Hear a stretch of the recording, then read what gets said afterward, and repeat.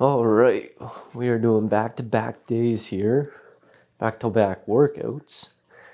I'm gonna do this one, I think. This short workout concentrates on 30-second efforts with short recoveries, 426 at 30 seconds. That'll be fun. All right, let's pick a map. That looks good. And let's start. So basically what I was thinking about yesterday is I was talking about how much I should work out and if I should do back-to-back workouts or if I should do multiple workouts within the week. And then it got me thinking maybe I should just do them, because typically when I do my workouts, I'm just doing one a week, and it's usually like a 60 plus minute workout. Whereas, say, I don't typically do the like 30-minute workouts or 30 to 60-minute workouts like I'm doing right now. And I think my reasoning or thought process is because I'm going to be in a race that's going to be 6 hours maybe. I don't know if it's going to be 6 hours, but it's going to be anywhere from 4 to 6. It's not going to be 4, but it's going to be anywhere from 4 to 6 hours. So that's why I always typically choose the longer ones, where maybe I should try and do the shorter ones and work on some of those efforts and having a stronger output there, like somewhat like this one, where we're going at 425 for 30 seconds. That doesn't even sound fun. So we're going to be doing that and just basically trying to work on my wattage, because I was just thinking, like, well, how am I going to get better? And my thought process with, if someone's ahead of me, the bare minimum I should be doing is what they're doing. So I just thought about me doing that just so I can try and catch up. Oh man, I'm already doing it. I'm sorry. Yeah, I was editing the video, so I got this big fuzzball right there. The dead cats came in. I also did want to try them out, see how it works, because putting the mic inside my shirt did help block out the fan, which was good. So, and I also noticed there's a different volume when I go down like this compared to this. And also my breathing was really heavy, so I'm gonna try to not be as heavily breathing. I don't know what the proper way to say that would be, but try and do that. And I noticed there's like it's a pause, catch my breath, pause, catch my breath. Or the pause is catching my breath, and then I talk, and then I get a few words out. And I think that's the difference between zone 2 and basically anything above that. So say zone 3, zone 4, zone 5, zone 6 training, where when you're in zone 2 training, you're typically able to carry on a sentence, carry on a conversation, and you don't really struggle to breathe. And basically similar to what I'm doing right now, I'm able to have that conversation where, sure, I'm breathing a little bit to catch my breath here and there, but it's not like I say 4 words and then I say 4 more words and then I keep breathing. So that's basically how you can distinguish if you don't want to look at your heart rate or you don't have a way of tracking your heart rate. That's a good way to distinguish if you're in zone 2 or if you're too high, is just having a conversation. I know on some runs that I've done, I have had like conversations with myself to see if I'm in a good pace or zone. Because when I was running, my zone 2 pace would be about 9 minutes to 9:30, or at least that's what I would typically do. And then I think I was around 8 to 8:30, and I wanted to see if I was in a good zone 2 heart rate, or if I was going too fast and I wasn't able to have a conversation with myself. So that's basically what I was doing. I was just testing it out and talking to myself. If anyone saw me during then, or I tried to look around to make sure no one was there looking, seeing me or anything like that, thinking I'm crazy, talking to myself. But I just having a little conversation with myself to figure out if I'm in a good zone or if I'm going too fast and I need to slow down a little bit. But we'll see how this one goes. This one looks like it's gonna be really tough, 425. At 30 seconds, I feel like that's a good 425. I don't think I got up to 425 for my first workout, but I definitely did. Yeah, I don't know. We're gonna be seeing how hard this workout goes. It looks like it's gonna be pretty tough, to be honest, but we'll see how it goes. And I can link this below in the description, but I was listening to a podcast on health and nutrition, and if you didn't listen to yesterday's episode or yesterday's video, I was talking about if it fits my macros or if it fits my calories. Then I listened to this podcast today, and it was just talking about vitamins, minerals, nutrients, and just getting whole natural foods in and how good that is for you. And then it just made me not want to do it. But I'm willing to test it out on myself. But at the same time, I'd basically, if it does have serious negative effects on me, I'd basically be wasting a whole month, or I would be going downwards for a whole month because I'm doing something that doesn't benefit my body. And that kind of brings me into another thing that I heard about a 24-hour window. Was, say, after working out, you typically want to get protein in after. And I know for me, I always have that thought, and it's more of like a mindset. It's like I'm missing out on gains, or my gains are gonna eat my other gains. So I always want to get protein in after. But basically what this podcast was saying, she said that there's like a 24-hour window where it fuels from before. And I think, man, this warm-up's getting tough. But I think that's a reason why I don't necessarily need a lot of water or food or carbs or sugars when I go on, say, long rides or long runs or just any of that, because I've done so well fueling myself in the time leading up to it, say like right now, or within just like this morning, or say the 24 hours prior to right now. My body's been, or even like a week just leading up to this, I've done so well fueling myself in my body that I don't really need it during, because I've been so consistent. I've been getting whole natural foods in, and my body doesn't really need it during. Man, this warm up, it's like one of the hardest warm-ups. Maybe it's because it's a shorter route or shorter ride, shorter workout.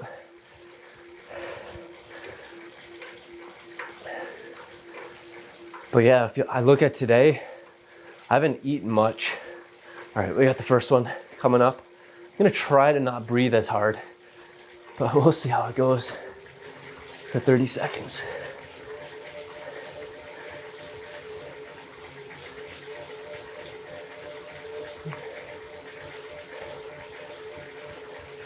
So right now it doesn't seem too bad. We'll see how it goes throughout the whole thing. This is a good effort though. And looking at my legs compared to yesterday and today, they honestly aren't that sore or tired. So that was another reason why I was like, let's just try it out, see how it goes. What was I talking about? 24-hour window. And this morning, so basically, how much water have I had? I've had close to a gallon of water already. It's 10:30, but I wake up a little bit early. So I think I've been up for about 7 hours. So I've had over a gallon of water in 7 hours. And I think that's a reason why I don't necessarily need as much water during. For food, I haven't had too much, maybe 1,000 calories. So I think it's just fueling my body before it needs actual fuel. So it's always prepared and always has storage. And I think that's a reason why I was able to go out on, say, 3-hour runs and not really need water or snacks, carbs, sugars. The only time I did need it was a really hot and sunny day. I almost passed out at the end of that run, especially when I got home. But I did 2 other 3-hour rides or runs. I felt perfectly fine. The good thing about those 2 runs, it was in the rain for both of them, I believe. One for sure. The other one might have just been cloudy. And I had a little bit of rain. I think that's what it was. But the other one, it was raining basically the whole time, which sucks. But at the same time, it's nice. Just sucks running in 5-pound shoes.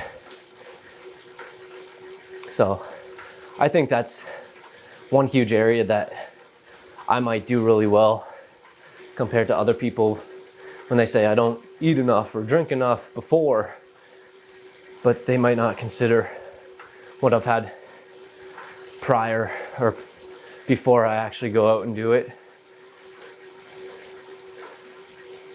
I'm really trying to not breathe as heavy. I'll be interested to see how I do. And especially on this hard segment, I'm trying not to breathe.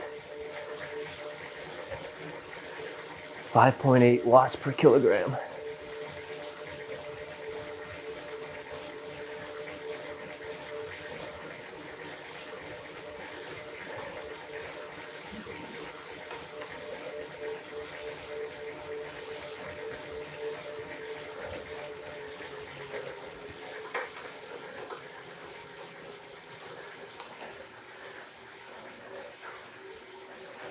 So if you are American, this is the day after Thanksgiving. Hopefully you had a good Thanksgiving. Found some stuff that you're grateful for. Because a lot of the times, you truly don't appreciate what you do have. For me, it's like, got a roof over my head. It's like those small things, they add up. Someone might not have a roof over their head, and I have a roof over my head. I have food on the table. And some people don't even have that. And I know when I think in college, I tried it out where I would have a daily gratitude where I would write 3 things out. And I remember I got so small because I didn't want to repeat and have duplicates. So it'd be like, I'm grateful I have 2 arms. I have 2 feet. Some people can't say that. And there's a lot of things that we might take for granted that so many other people might wish they had, and they were in our circumstances that we don't truly realize. I have the availability to train for an Ironman. I have a lot of stuff that we can be thankful for that might get overlooked. It's those small things, they add up. Sure, you can always look at what you don't have, but you gotta look at what you do have. Because if you always look at what you don't have, you're never gonna have enough. And there's always gonna be stuff that you don't have. So these segments aren't too bad. Surprisingly, my cadence is able to stay pretty high. And I think I'm doing that because if I go too low, I'm gonna be at like a 40 cadence and the ERG is gonna kick in so much that I can't even pedal and it's just gonna suck. So how many of these are there? 1, 2, 3, 4, 5, 6, 7, 8, 9, 10, 11 more. Not much. That's what, 5.5 minutes? It's not bad at all.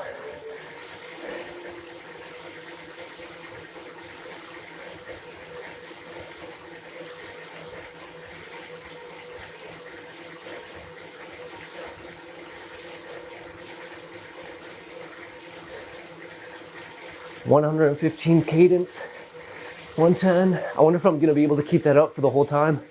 Stay above 100. We'll see, we'll keep an eye.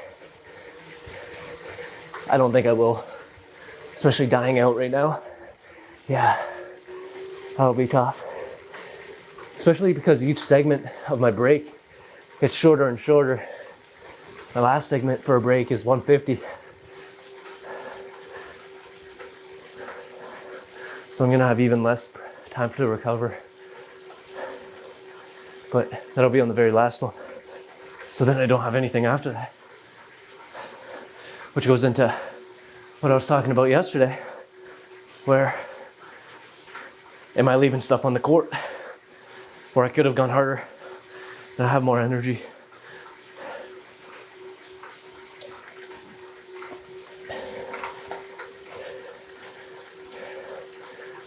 But I feel like with these, as long as you're hitting everything appropriately,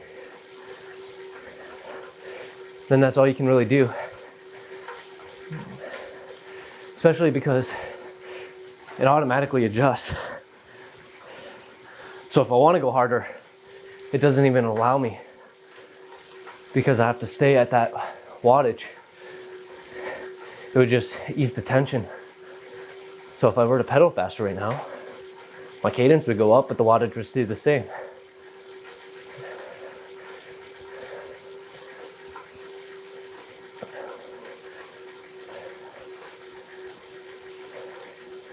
So far, this isn't too bad. These breaks are long enough for me to get my breath back. The 30 seconds is a bit long. I can manage like 15 to 20 seconds. Once I hit around 15, that's when I start to die off and it becomes challenging. But the first 15 seconds is honestly not too bad. So this isn't too bad of a workout so far, and I think after this, I told myself I'm gonna go for a quick 10-15 minute run. So right after, hopping off, throwing some clothes on because it's a little chilly out. I'm going for a run. All right, next segment, here we go.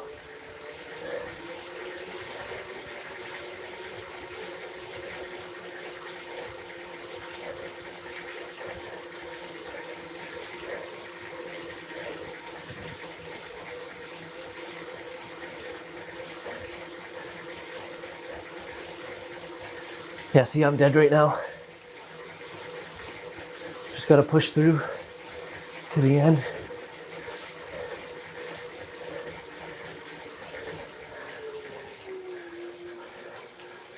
Woo. Okay. Those honestly aren't too bad, especially when you get the jump at the start. RPMs were way too high that time. We're at like 125. ERG had to kick in.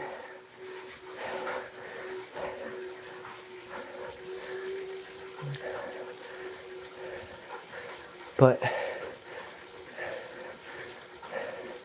good workout. Gotta get my wattage up.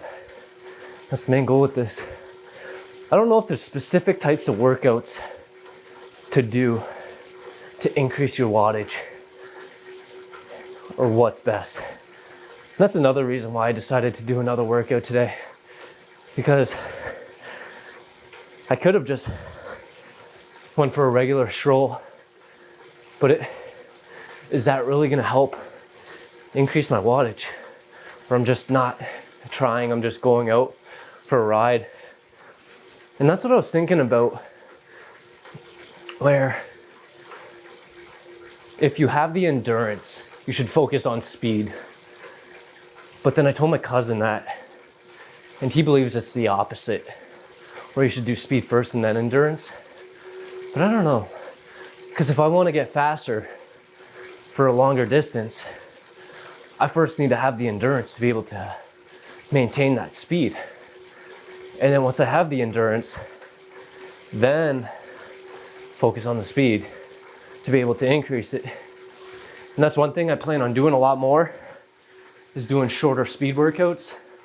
Because one thing I always, at least during the marathon training, it was a lot of long runs, which I get because you got to build up to being able to run 26 miles. But I think during this marathon training, I want to get my marathon time down. I think I need to do more speed workouts where it's 200 meters, 400 meters, whatever it is. I don't know the specific workouts, but I think that's something that I'm gonna be mixing in quite a bit more to make sure my speed for my run is able to get up so I can be more competitive. I think on my own, if I were just running a marathon, not after a bike, I would be somewhere in the range of a 3:30, which I don't think is too bad. But I need to be lower than that after a bike ride, in my opinion, if I want to be competitive.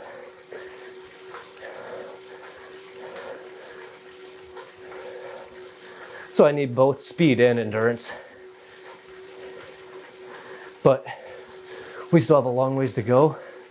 And I think, I say a long ways to go, but by the time it gets here, it's gonna fly. And all of a sudden, it's gonna be 1 month out, 2 weeks out, and then I'm gonna be running the Ironman. And then I'm gonna be like, damn, this came fast. I don't think I'm ready.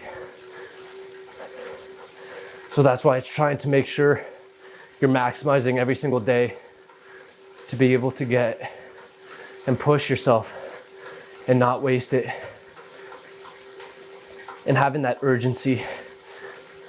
Because I could look at it, what is it, November, December, January, February, March, April, May, June, July. I could look at it, I have 8 months till my Ironman. And what I could say is, I can start training in 4 months, get a good 4 months in, or even two months, get a good 6 months training in. But then all of a sudden I wasted all this time where I could have been getting better, and then I'm gonna be behind. So it's trying to get ahead of the curve before the curve comes. And that's what I'm trying to do right now, maximize everything. Gotta be urgent. Push yourself. And try not to leave anything on the court.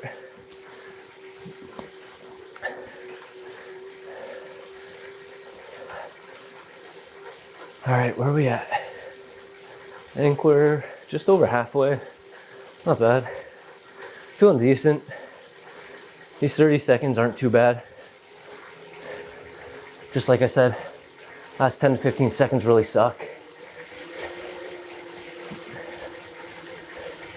I think on the next one, instead of getting my cadence up really high, I'm gonna try starting out lower and seeing how that feels. Because I know that's gonna suck. So I'd like to see what that would be like where I'm at, say, 80 or even less, because I know the ERG is gonna kick in, which is gonna make it harder. Woo. Barely stayed above 100 on that one. I don't think I'll be able to maintain that cadence this whole time.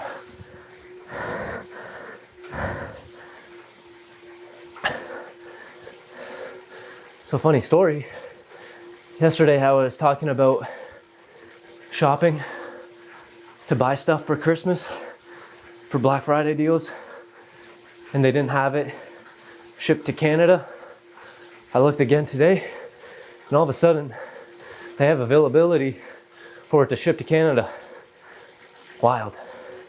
So I ended up getting that. And that was a tri-suit. Kind of pumped about that. Obviously not gonna wear it too much, but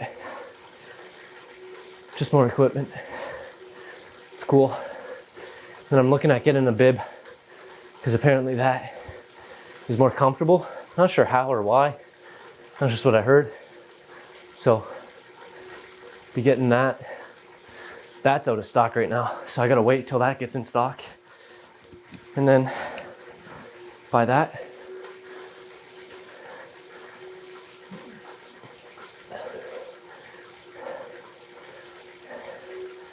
Oh, man. All right, 45 seconds.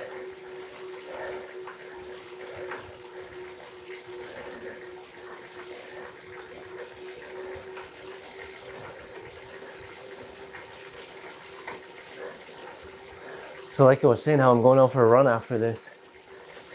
My foot, it's been fine for weeks. So it's so tough to tell if it's good to run on or not. And maybe it's just doing that progressive overload on it. So it just toughens up and gets to where it needs to be. But right now, I'm gonna be going out after. I'm not gonna speed up here, see how this goes. Oh, yep. See, this is why you get that cadence up. Oh, sounds like I'm breaking it. I can't even get there. That's why you get the cadence up. Oh my gosh. Okay, lesson learned. Come on, come on, get to 400. Get to 400. Come on. Lesson learned. Don't do that again. Dang it, that was a shitty one. Fuck. Fuck that. All right. Damn. Now I need to do a bonus one or something. I don't know what I'm gonna do. Redo. I need a redo, please. Wow, that was so bad. That sucked. Lesson learned. If you're ever doing workouts, jump on that cadence before a hard segment comes. It's gonna screw you. Man, that's what happened to me my first time I rode this and I did a workout. I think my very first time I rode this, I did a workout on. Very smart. And that's what happened. And the wattage wasn't even that high. I think it was around 280, but I started out slow like I just did there with the cadence and I couldn't get it back up to where it needs to be. And the whole time I was just spinning at like that 20 to 30 cadence. And I was like, well, this sucks. But now, now that I'm a more experienced biker with my whole 3 months, I know that you need to get your cadence up before that high wattage comes in. Because if you don't, you're probably not going to be able to catch up.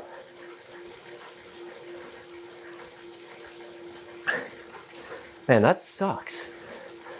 Well, I'll try and make it up on this one. I don't know how. Go extremely hard. Stay at a 130 cadence. Probably not gonna happen, but we'll give it a shot. All right, making it up here. Because I just blew that last one. Let's go. Come on.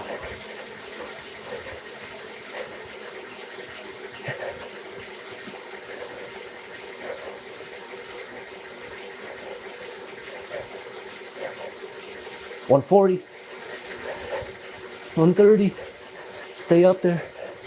Let's make this up. 10 seconds left. Stay above it. $130. Hell yeah. Oh, that was very tough.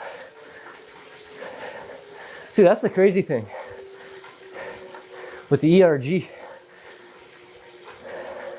How I can be at 130 and be going so easily. And then I'll switch to 30 and I can't even move it.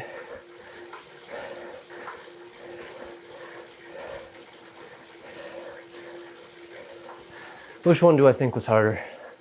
That one or I honestly think the one I didn't get right was harder.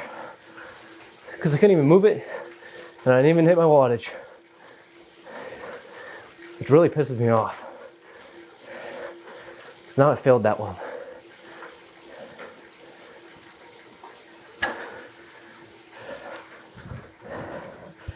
Hope I'm not breathing too hard into the mic right now, because I did notice that a bit yesterday. I wonder if this dead cat will eliminate some of that. We'll find out when we edit.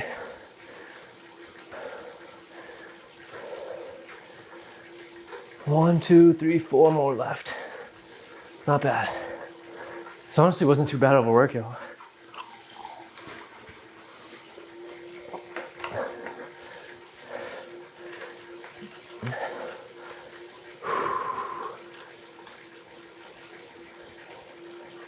So this morning, I did a 45-minute swim speed session, similar to this.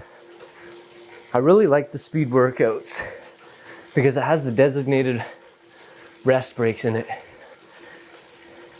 And especially when I'm running, I don't like to stop. It's go, go, go, and all the easy segments, something similar to this. And whenever I do my other swims, say my drills or my endurance swims, I don't have rest baked in there.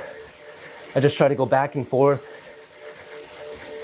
I might take a second or two after a lap here and there. But for the most part, I don't have any of those breaks, like 20, 30-second rest built in. And I think that's one reason why I like the speed workouts, because I have something to look forward to. Similar with this, where I get to look forward to these easy segments. Because honestly, what I'm doing right now is not tough. Extremely easy here. But I was thinking about the health industry, because I was listening to that podcast I referenced at the beginning of this video. And it's just kind of annoying that health professionals will just give you prescription drugs to help cure you, when it's not really that's going to help cure you.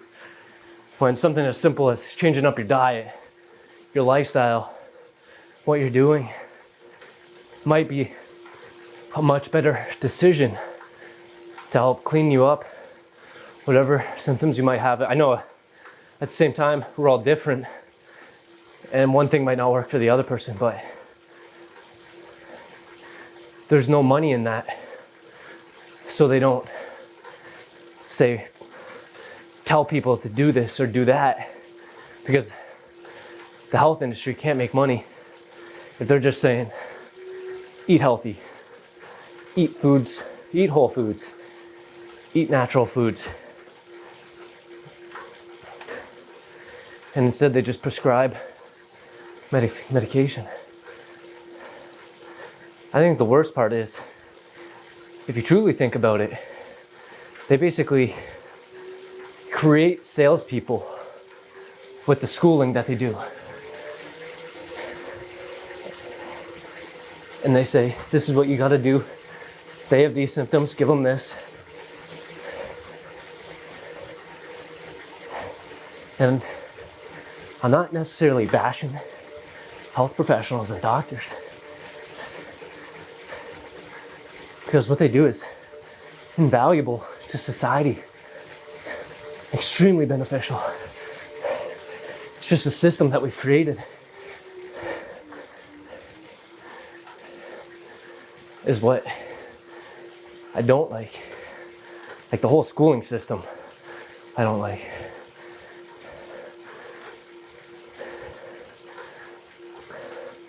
Because they say go to school, and what school teaches you is how to be a part of their system.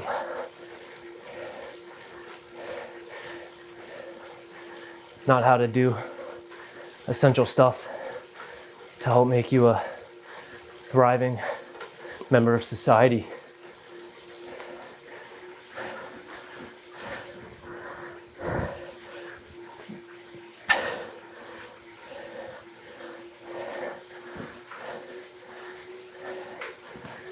And I do think it does depend on, say, the school district, area, whatever it might be. Because some schooling might, but I believe majority doesn't really. Because I never learned how to buy a house, pay for a mortgage, create a budget sheet, work on my finances, save money. I learned about stuff that doesn't necessarily matter. Like the Nina, the Pinta, the Santa Maria.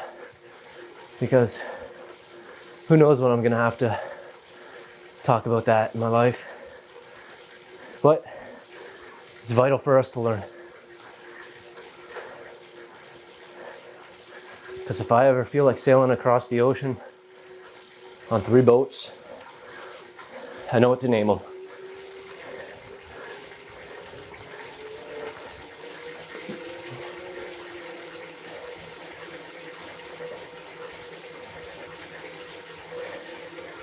Second last one, let's go.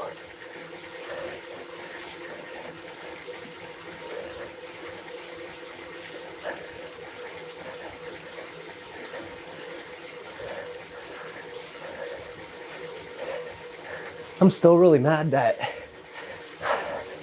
I didn't complete that one segment. Oh, man. Holding that for 30 seconds is tough.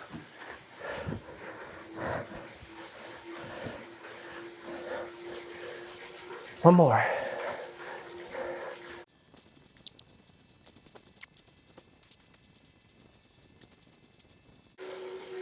All right, last segment. Let's make it our best one and make up for that lost one that we messed up on. It's gonna be tough to make it our best one because of that one that we already did. That was really good. That's already not gonna be better. But if we can get it back up, I'd say that's a win. 125, come on. I can't get it back up to 130.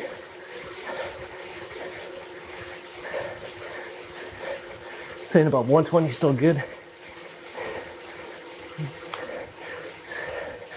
Oh, that was good. I was able to stay above 100. Oh, 145. It's a bit tough. I know at the start, I was wondering if I would be able to stay above 100 RPMs. And I did it, except for that one stupid one. But we made it. So 4 minutes, 30-second cool down. Then we're out of here, onto the run. Nice short run, easy run. It's been maybe 2 weeks since my last run. I don't know how long it's been, but I just want to get back out there. So if you haven't done anything today, go out there, do something, push yourself. Work out, run, bike, swim, walk, whatever you can do. If you have done something, you accomplished your day, good shit. Start stacking that up one day at a time, day after day. That shit's gonna add up. We won't take days off. Everyone's saying rest is good. Sure, you keep saying that. I'm gonna get better. One thing I like to say, Michael Phelps never took a day off in 5 years. Someone might say, you're not Michael Phelps. Be like, you're damn right. I'm Tyler. And I know my body. So don't listen to what people say. Listen to your body. Go out there and push yourself. I know there's a lot of days when I don't push myself to the full capacity, when I could have pushed myself harder at the gym, whether there's one more rep, two more reps left in me. I always say, oh, I hit my number. I hit 12. That's good enough for me. That's what I had in mind when I could have done 15. Don't leave it out there. Go to failure. Push yourself. I started doing that at my workouts. My rep range completely changed. My rep range is between 5 and 25.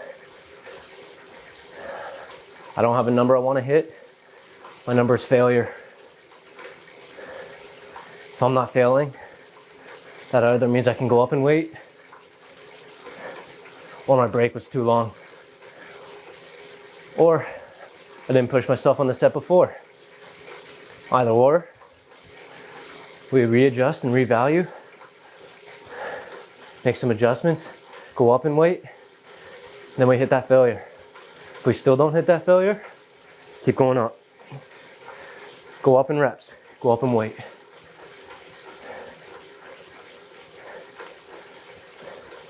Keep pushing forward.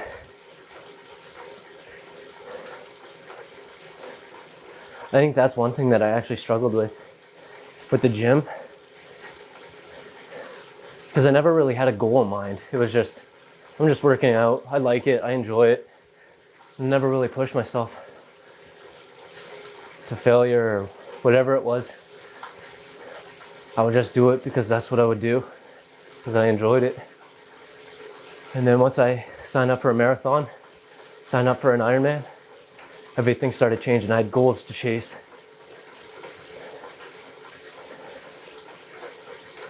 I want to finish. I don't just want to finish. I want to be competitive. Then I adjusted my workouts to be more endurance-based till failure, as opposed to just regular workouts, just picking things up and putting them down.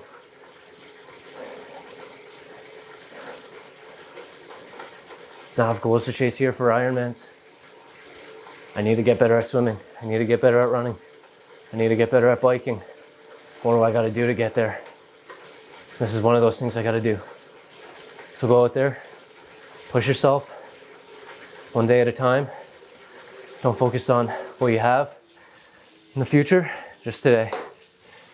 Go out there, push yourself, and crush your day. Thanks for watching. See you in the next one.